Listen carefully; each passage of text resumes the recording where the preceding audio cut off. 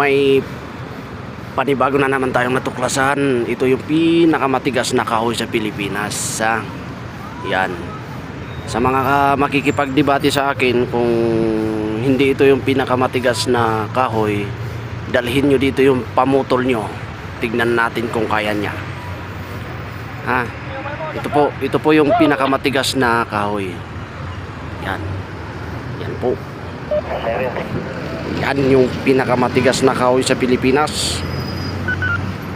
Tignan natin kung kaya nyong putulin ito.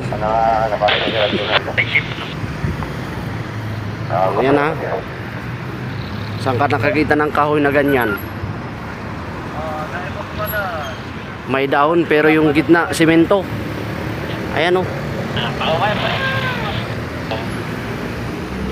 Yan. Tignan natin kung anong makakaputol dito. Siguro breaker.